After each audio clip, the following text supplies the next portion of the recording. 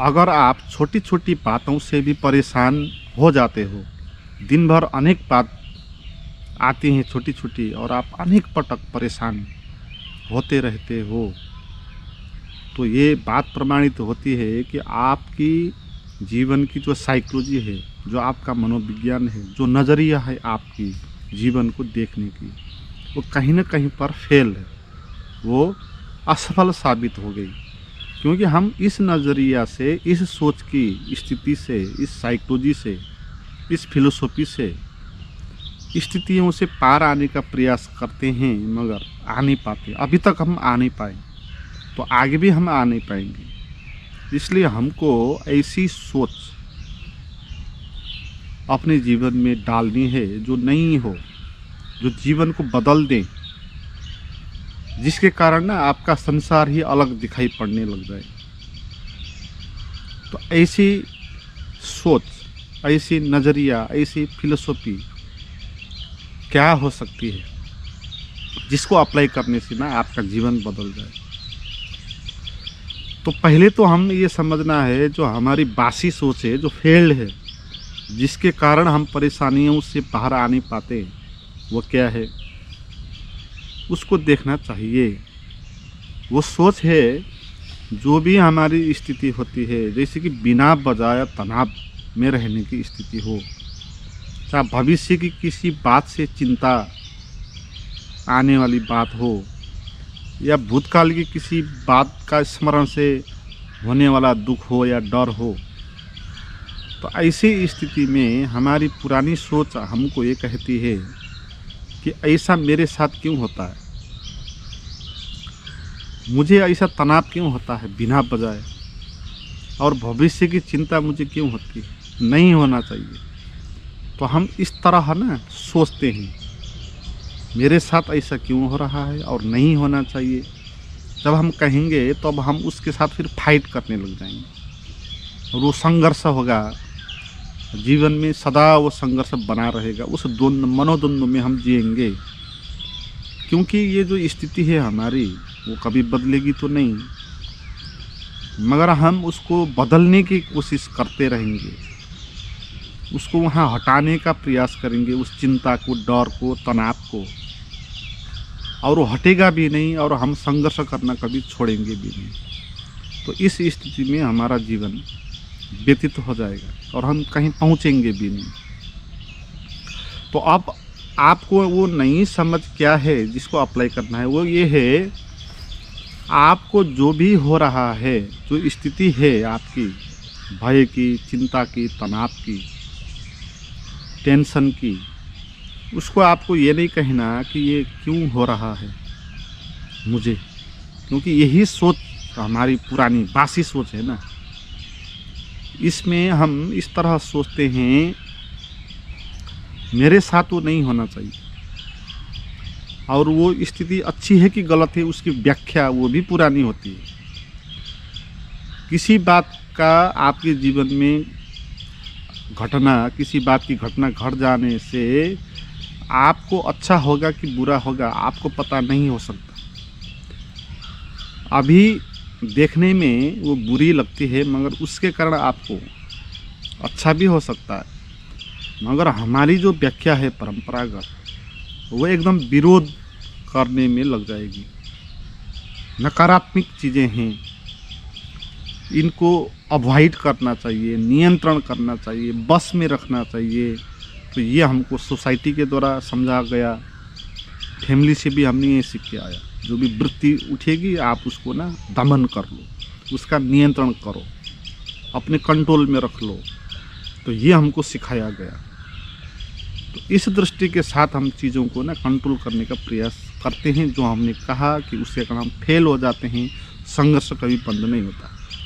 तो आपको नई सोच क्या लानी है इसमें, उसको आपको छोड़ देना। जो भी आपकी स्थिति है उसको आप छोड़ दो। आप मत कहो कि क्यों हो रहा है, आप ये प्रश्न पूछो कि किसको हो रहा है, क्योंकि ये नया है, ये नई समझ है, अलग ही दिशा में आपको ले जाएगी ये समझ। क्योंकि आपकी जो पुरानी सोच है उसमें इसका स्थान नहीं।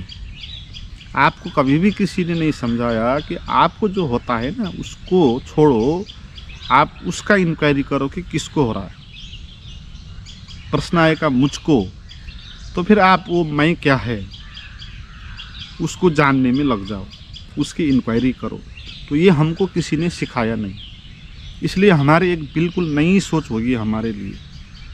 तो आप जब कहेंगे ऐसा क्यों हो रहा है, तो ये गलती बात होगी, क्योंकि वो तो हो ही रहा है। जो चीज़ हो ही रही है उसको आप कैसे कंट्रोल कर सकते हैं, वो तो हो ही रही है ना। तो उसको कंट्रोल करना नहीं, जो स्थिति है आपके पास चिंता, भय, डर की, परेशानी की, वो प्रकृति का नियम है, प्रकृति का बहाव है। कभी सुख आएगा, कभी दुख आएगा।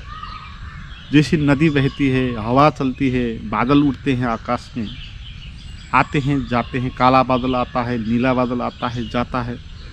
तो इसी तरह हमारे मन के बादल में भी, मन के आकाश में भी बहुत सारे बादल आएंगे जाएंगे। हम उनकी बात नहीं करेंगे क्योंकि ये हो ही रहा, तो इसको हम बदल नहीं सकते। मगर हम अब इसमें क्या करेंगे, किसको हो रहा है उस पर प्रश्न करेंगे।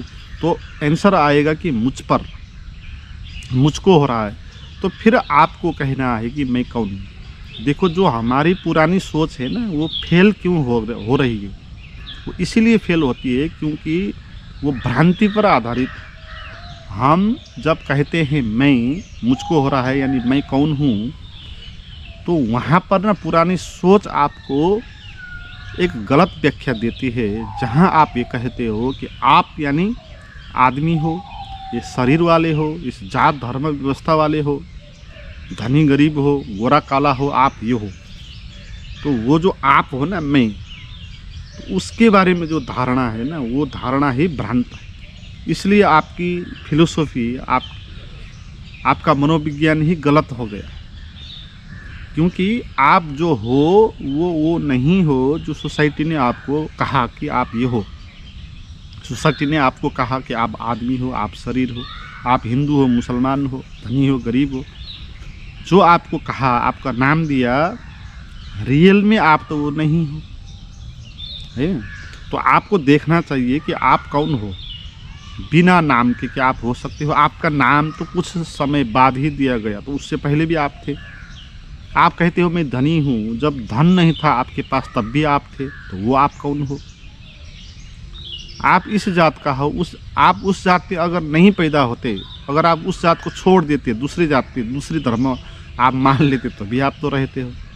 इसलिए जो आपको व्याख्या किया ना, ये आप कौन हो, वो जो व्याख्या है ना, वो व्याख्या ही गलत है, वो समझ ही गलत है, क्योंकि वो समझ रियल नहीं।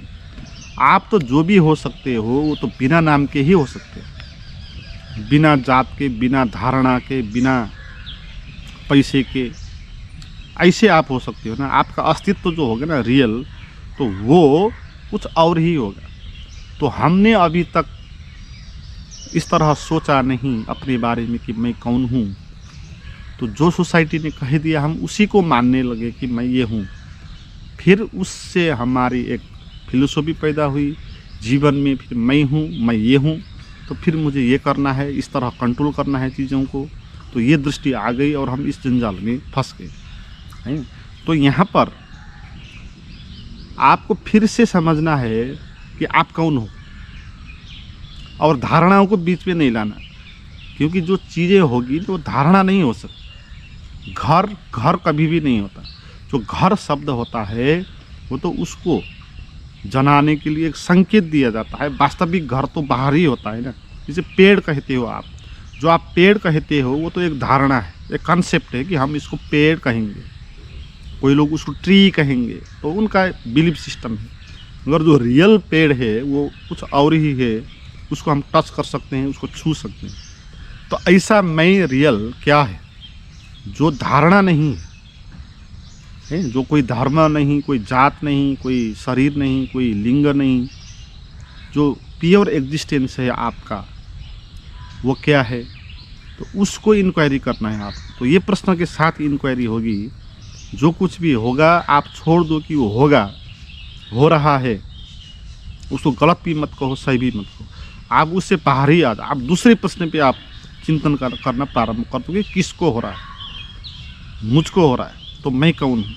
जब आप मैं कौन हूँ प्रश्न के साथ रहेंगे और किसी भी धारणाओं को बीच में नहीं लाएंगे, नहीं कहेंगे कि मैं आत्मा हूँ या बड़ा हूँ या छोटा हूँ या कमज़ोर हूँ, साची हूँ या चैतन्य हूँ, हम कुछ भी नाम नहीं देंगे अपने को। जो शुद्ध होना होगा ना, अस्तित्व जो होगा उसको ही जानेंगे कि वो क्या है।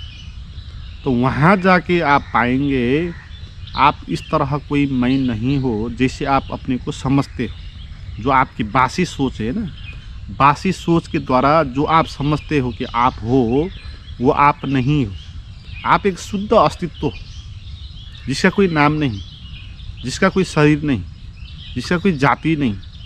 आप आकाश जैसे शून्य, निर्विचार, शांत हो।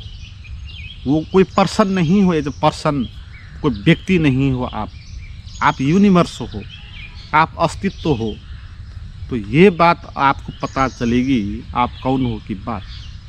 तो फिर जो भी स्थिति आपके पास आएगी, जो मैंने कहा कि छोटी छोटी बातों में हम परेशान हो जाते हैं, फिर वो छोटी छोटी बातें ही क्यों, बड़ी बड़ी बात ही भी क्यों ना आ जाएं, तो फिर वो किसको होगी, क्यों होगी उसको छोड़ेंगे, उसको होने देंगे। मगर वो होगी किसको, क्योंकि मैं वहाँ हूँ नहीं, कोई एज अ पर्सन वहाँ मैं नहीं हूँ।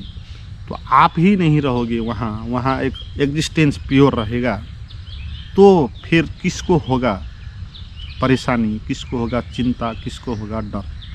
क्योंकि डर, चिंता, तनाव होने के लिए किसी का तो होना पड़ेगा ना वहाँ। जो घबराएगा, जो दुखी होगा, जो टेंशन में आएगा, वो है ही नहीं वहाँ।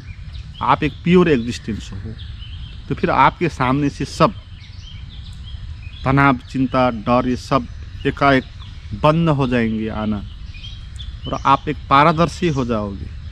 तो ये समझ होगी नहीं, और इसी के कारण आपका जीवन बदल सकता है और आपका नज़रिया ही बदल सकता है। तो आप पाएंगे कि आप कुछ हो नहीं, आप एक अस्तित्व हो।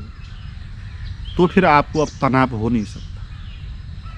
तो आपकी नज़रिया बदल जाएगी। आप हर एक चीज़ में खुद को देखेंगे और खुद में हर एक चीज़ को देखेंगे।